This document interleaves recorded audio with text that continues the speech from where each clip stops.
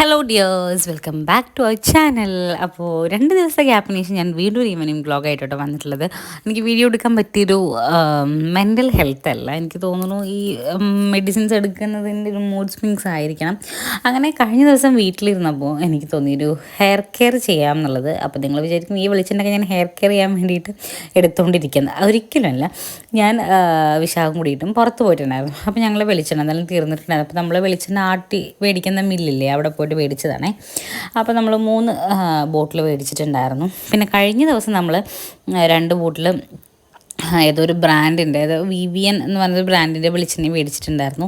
Just ഒന്ന് രണ്ടും കൂടി ഇങ്ങനെ കളറിൽ എന്തെങ്കിലും വ്യത്യാസം ഉണ്ടോ എന്നൊക്കെ ഒന്ന് നോക്കാൻ വേണ്ടി എടുത്ത് നോക്കിയതാണ്. കാരണം നമുക്ക് ഓയിൽ നമ്മളിങ്ങനെ പാക്കറ്റ് മേടിക്കുക ചെയ്യാം. അപ്പോൾ ഇത്തവണ ഒരുമിച്ച് മേടിച്ചൊരു 5 ലിറ്റർ മേടിച്ചിട്ട് നമുക്കൊരു മന്ത് എത്രയാണോ പോവുക എന്നുള്ളത് നോക്കാമെന്ന് കരുതി ജസ്റ്റ് മേടിച്ചതാട്ടോ, അല്ലാതെ വേറെ പ്രത്യേകിച്ച് പരിപാടികളൊന്നും ഉണ്ടായിട്ട് മേടിച്ചതല്ല. പിന്നെ പോയി വരുമ്പോൾ ഞങ്ങൾ പഴംപൊരി മേടിച്ചിട്ടുണ്ടായിരുന്നു. അപ്പോൾ 2 പഴംപൊരി മേടിച്ചിട്ടുണ്ടായിരുന്നു. ഒന്ന് എന്തായാലും പിന്നെ നമ്മുടെ അലയിലേക്ക് കൊടുത്തേ പറ്റൂ. പിന്നെ എന്തൊരു ദാഹാലേ, ഇപ്പോൾ ചൂട് സഹിക്കാൻ പറ്റുന്നില്ല. ഞാൻ ഇതുപോലെ കോപ്പയിലെടുത്തിട്ടാണ് വെള്ളം കുടിച്ചുകൊണ്ടേയിരിക്കുന്നത്. അത്രയും ദാഹമാണ്. ഞാൻ പെട്ടെന്ന് ഡീഹൈഡ്രേറ്റഡ് ആവുന്നൊരു ബോഡിയാട്ടോ. അപ്പോൾ അതുപോലെ തന്നെ എനിക്ക് പെട്ടെന്ന് യൂറിൻ ഇൻഫെക്ഷനും വരും. അപ്പോൾ അതുകൊണ്ട് അതൊക്കെ വരാതെ നോക്കേണ്ടത് എൻ്റെ മാത്രം ഉത്തരവാദിത്തമാണ്. പിന്നെ യൂറിൻ ഇൻഫെക്ഷൻ വന്നാൽ അത് പിന്നെ മേലേക്കൊക്കെ വരും. പിന്നെ ബാക്കിയുള്ള ബോഡി പാർട്സിലേക്കൊക്കെ സ്പ്രെഡ് ചെയ്യും എന്നുള്ളതുകൊണ്ട് വെള്ളം നന്നായിട്ട് കുടിക്കും. പിന്നെ ഞാനൊരു പഴംപൊരി എടുത്താട്ടോ. ഞാൻ സത്യം പറഞ്ഞാൽ അവൾക്ക് കൊടുക്കാൻ വേണ്ടി എടുത്തതാണ്. ഞാൻ കഴിക്കുന്ന പോലെ കാണിക്കുമ്പോൾ അവളുടെ റിയാക്ഷൻ നിങ്ങളെ കൊണ്ട് കാണിച്ചു തരാമെന്ന് കരുതിയിട്ട് കണ്ടോ. അവൾ നിന്നിടത്തുനിന്ന് അനങ്ങി. ആദ്യമൊന്നും വലിയ മൈൻഡ് കാണിച്ചില്ല കേട്ടോ. കാരണം അമ്മ അവളുടെ ഈ കോമ്പ് ചെയ്യുന്നതിന് ചീർപ്പ് എന്നാണോ പറയാമെന്ന് എനിക്ക് സത്യം പറഞ്ഞാൽ അറിയില്ല കേട്ടോ. അത് ചെയ്ത് കൊടുക്കുന്നുണ്ടായിരുന്നു. അതിൻ്റെ ഒരു സുഖത്തിൽ അവളിങ്ങനെ അനങ്ങാതെ കിടക്കുന്നു. അപ്പം ഞാൻ അങ്ങനെ അവളിങ്ങനെ പ്രൊവോക്ക് ചെയ്യുന്നുണ്ട്, ഇതിങ്ങനെ കാണിച്ചു കൊടുത്തിട്ട്. ആദ്യം പുള്ളിക്കാരി വലിയ താല്പര്യമൊന്നും ഉണ്ടായിരുന്നില്ല. ഞാൻ ഓരോ കഷ്ണമൊക്കെ ഇട്ട് കൊടുത്തു. അപ്പോൾ പിന്നെ അവൾക്കറിയാം ഞാൻ എന്ത് കഴിക്കാനെടുത്താലും അതിലൊരു ചെറിയൊരു കഷ്ണം അവൾക്ക് കൊടുക്കും നല്ല ബോധ്യമുള്ളത് കൊണ്ട് അങ്ങനെ പെട്ടെന്നൊന്നും എൻ്റെ അടുത്ത് ചാടി ഒച്ചുണ്ടാക്കാനൊന്നും വരില്ല. അങ്ങനെ സമാധാനപരമായിട്ട് ഞാൻ തിന്ന അവസാനമെങ്കിലും കിട്ടും എന്നുള്ളൊരു ബോധ്യമുള്ളതുകൊണ്ട് കുറച്ച് സൈലൻ്റായിട്ട് അങ്ങനെ ഇരിക്കും. പിന്നെ പഴംപൊരി വലിയ താല്പര്യം ഇല്ലെന്ന് എനിക്ക് തോന്നിയത് കേട്ടോ. കാരണം കൊടുത്തിട്ട് അവൾ അധികം ടേസ്റ്റ് ചെയ്തില്ല. പിന്നെ ഞാൻ ലാസ്റ്റ് ഇവൾ മുഴുവൻ തിന്ന് തീർക്കുമെന്ന് തോന്നിയതാണോ എന്ന് എനിക്കറിയില്ല. ഞാൻ കുറച്ച് നേരം കാണിച്ചപ്പോഴേ അവൾ ഇപ്പം കുറയ്ക്കും കേട്ടോ. കണ്ടോ, ഇനി അവൾക്ക് കൊടുത്തില്ലെങ്കിൽ അവൾ ആകെ വയലൻ്റ് ആവും എന്നുള്ളത് കൊണ്ട് ആ പഴംപൊരി ഞാൻ അവൾക്ക് മുഴുവനായിട്ട് കൊടുത്തു. പിന്നെ ഇതിൻ്റെ ബാക്കി പീസൊക്കെ ഞാൻ കഴിച്ചതല്ല, ഞാനും അവളും കൂടി കഴിച്ചതായിരുന്നേ. അങ്ങനെ അമ്മ ചീത്ത പറയുന്നുണ്ടോ, അല്ല സോറി, അമ്മ ചീത്ത പറയല്ല, അമ്മ എന്താ പറയുക, അമ്മ ഇങ്ങനെ എറിഞ്ഞിട്ട് കൊടുക്കുന്നുണ്ട് അവൾക്ക് പഴംപൊരി, അവൾ കഴിച്ചോട്ടെ എന്ന് വിചാരിച്ചിട്ട്. എന്നിട്ട് അമ്മ മുട്ടടിച്ച് വരുന്നത് എന്താ, ഈയോടെ അങ്ങനെ ഇരുന്ന് വീഡിയോ എടുക്കുകയാണോ എന്ന് തോന്നണ്ട. എനിക്ക് മുട്ടടിച്ച് വരാൻ പറ്റില്ല.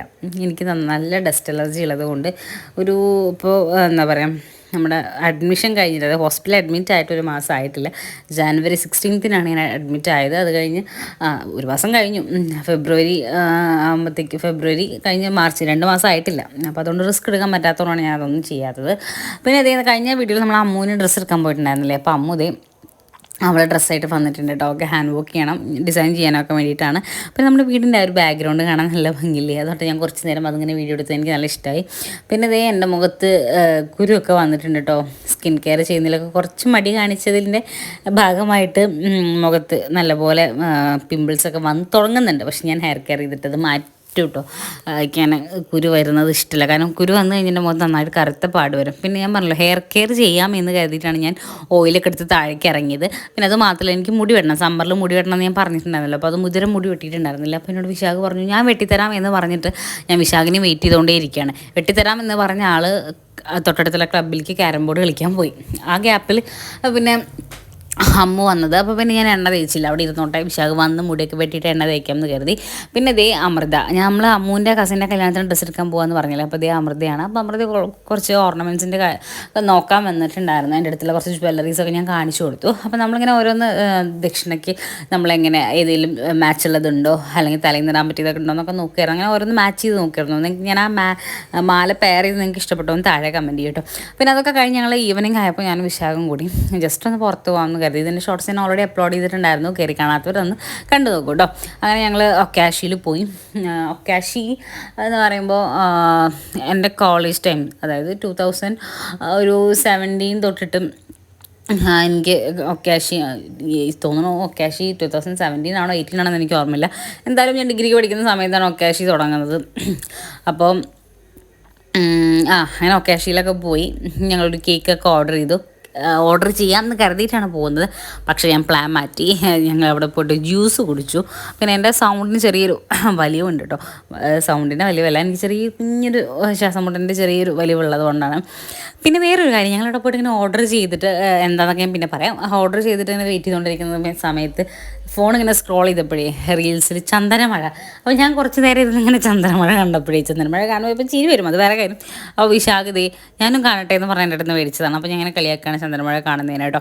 അപ്പോൾ സത്യം പറഞ്ഞാൽ ഞങ്ങൾ ഇത് വല്ലപ്പോഴും കാണുമ്പോൾ അങ്ങോട്ടും ഇങ്ങോട്ടും പറഞ്ഞ് കളിയാക്കാറുണ്ട് ഈ സീരിയലൊക്കെ കാണുമ്പോൾ. പിന്നെ നമുക്ക് കഴിക്കാൻ ഓർഡർ ചെയ്ത് ഒന്ന് കോൾഡ് കോഫി ആയിരുന്നു. ആ കോൾഡ് കോഫി ഞാൻ വിശാഖിന് വേണ്ടിയിട്ട് ഓർഡർ ചെയ്ത്. കോൾഡ് കോഫി എൻ്റെ ഫേവറേറ്റ് ആയിട്ടുള്ളൊരു ഡ്രിങ്കാണ്. പക്ഷേ വിശാഖിന് വലിയ താല്പര്യമൊന്നുമില്ല. പക്ഷേ ഞാനിത് കണ്ട് എന്താ പറയുക, ആഗ്രഹം അടക്കാമെന്ന് പറയില്ല, അതുപോലെ കാണാൻ വേണ്ടി മേടിച്ചതായിരുന്നു. ഞാൻ ചെറിയൊരു ഒരു സിപ്പൊക്കെ എടുത്തു തോന്നുന്നു. പിന്നെ ഇതേ ലൈം ജ്യൂസ് ഞാൻ തണുപ്പില്ലാതെ ലൈം ജ്യൂസ് ആയിട്ടോ പറഞ്ഞിട്ടുണ്ടായിരുന്നു, പക്ഷെ കുറച്ച് തണുപ്പുണ്ടായിരുന്നു. പിന്നെ ഒരു ബർഗറാണ് നമ്മൾ മേടിച്ചിട്ടുണ്ടായിരുന്നത്. നമ്മളൊരു ബർഗർ മേടിച്ചിട്ട് 2 പീസാക്കിയിട്ടാട്ടോ എടുത്തത്. അത് പിഷ്കൊണ്ടൊന്നുമല്ല, അത്ര മതി എന്നുള്ളത് കൊണ്ടാണ്, അത്രേ കഴിക്കുള്ളൂ എന്നുള്ളത് കൊണ്ടായിരുന്നു നമ്മൾ അത്ര ഓർഡർ ചെയ്തിട്ടുണ്ടായിരുന്നു. പിന്നെ ഇങ്ങനെയൊക്കെ നമ്മൾ എവിടെയെങ്കിലുമൊക്കെ പോയിരിക്കുന്ന സമയത്ത് പരമാവധി ഫോൺ നോക്കാതിരിക്കുന്നതാണ് എനിക്കിഷ്ടം. പക്ഷേ എങ്ങനെ പോലും അൺഫോർച്ചുനേറ്റ്ലി രണ്ടുപേരും ഫോണിലേക്ക് പോകും. പക്ഷെ എന്നാലും ഇങ്ങനെ എന്തെങ്കിലും ജ്യൂസ് കുടിക്കുമ്പോഴോ അല്ലെങ്കിൽ ഒരു ചെറിയൊരു ടൈം സ്പെൻഡ് ചെയ്യുന്ന സമയത്ത് നമ്മൾ പരസ്പരം അങ്ങോട്ടും ഇങ്ങോട്ടും സംസാരിക്കാനാണ് കൂടുതൽ ട്രൈ ചെയ്യാറ്. നമ്മുടെ ഒരു പേഴ്സണൽ ടൈം സ്പെൻഡിങ് പോലെ നിങ്ങൾക്കിങ്ങനെ ഒരു പേഴ്സണൽ ടൈം നമ്മുടെ പാർട്ട്ണറായിട്ടോ കപ്പിളിനായിട്ടോ ഒക്കെ ഉണ്ടെങ്കിൽ, അങ്ങനെ ചെയ്യാൻ ഇഷ്ടമാണെങ്കിൽ നിങ്ങളുടെ താഴെ കമൻറ്റ് ചെയ്യട്ടോ. എനിക്ക് എന്തായാലും ആ ഒരു ടൈം വളരെ ഇമ്പോർട്ടൻ്റ് ആണ്.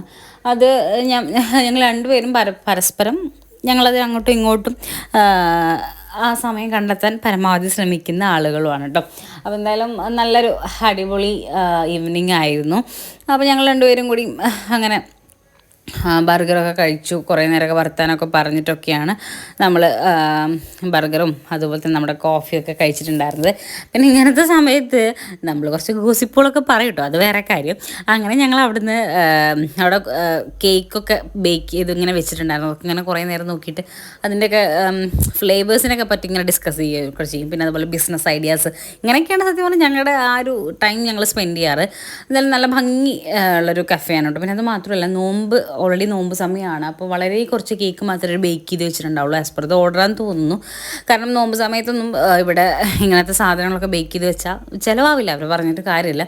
അതുകൊണ്ട് നമ്മൾ പേസ്ട്രീസിൽ കട്ട് ചെയ്തിട്ടുള്ള കേക്ക്സിൽ അധികം ഫ്ലേവേഴ്സ് ഉണ്ടായിരുന്നില്ല. പിന്നെ അതെനിക്ക് നല്ല ഇഷ്ടം, നല്ല കോപ്പർ ഷെയ്ഡിലുള്ള ഫോക്കും സ്പൂൺസൊക്കെ വെച്ചിട്ട് അവർ നല്ലപോലെ ഡൈനിങ് ടേബിളൊക്കെ അറേഞ്ച് ചെയ്ത് വെക്കുന്നുണ്ട് കേട്ടോ. അതാണ് ഞാൻ പറഞ്ഞത്, ഒരു എസ്തെറ്റിക് ഫീലുള്ളൊരു കഫേയാണോ ഒക്കേഷി. അങ്ങനെ ഞങ്ങൾ കുറച്ചധികം നേരം അവിടെ സ്പെൻഡ് ചെയ്തിട്ടു. അവിടെ ഫുഡ് ഓർഡർ ചെയ്താൽ തന്നെ കിട്ടാൻ കുറച്ചധികം സമയമെടുക്കും. അതുകൊണ്ട് നമ്മൾ ഓട്ടോമാറ്റിക്കലി കുറച്ചധികം നേരം അവിടെ സ്പെൻഡ് ചെയ്യുമല്ലോ. അങ്ങനെ അതൊക്കെ കഴിഞ്ഞ് ഞങ്ങൾ ഇറങ്ങിയിട്ടുണ്ടായിരുന്നു. ഓൾമോസ്റ്റ് 1.5 hours അവിടെ നമ്മൾ സ്പെൻഡ് ചെയ്തിട്ടുണ്ടായിരുന്നു കേട്ടോ. പിന്നെ നമുക്ക് പ്രത്യേകിച്ച് വേറെ എങ്ങോട്ടും പോകാനൊന്നും ഉണ്ടായിരുന്നില്ല. കണ്ടോ, വിശാഖിന് വീണ്ടും കോൾ വന്നു തുടങ്ങി. അപ്പോൾ ഞങ്ങൾ തിരിച്ച് പോരുകയാണ്. അപ്പോൾ ഇങ്ങനെ രണ്ടുപേരെയും കൂടി പൊക്കാൻ പറ്റും നിങ്ങൾക്ക്. എനിക്ക് എന്തായാലും പൊക്കാൻ പറ്റില്ല. വിശാഖ് നല്ല അടിപൊളിയായിട്ട് പൊക്കും. അപ്പോൾ അത് വിശാഖ് കാണിച്ചപ്പോൾ ഞാനിങ്ങനെ ഇമിറ്റേറ്റ് ചെയ്തുകൊണ്ടിരിക്കുകയായിരുന്നു. അങ്ങനെ അതൊക്കെ കഴിഞ്ഞ് ഞങ്ങൾ വീട്ടിലെത്തി. നല്ല അടിപൊളി ഒരു ഈവനിങ് ആയിരുന്നു. അപ്പോൾ വീഡിയോ നിങ്ങൾക്ക് ഇഷ്ടപ്പെട്ടാൽ ലൈക്ക് ചെയ്യാനും ഷെയർ ചെയ്യാനും സബ്സ്ക്രൈബ് ചെയ്യാനും മറക്കണ്ട കേട്ടോ. അപ്പോൾ നമുക്ക് അടുത്ത വീഡിയോയിൽ കാണാം.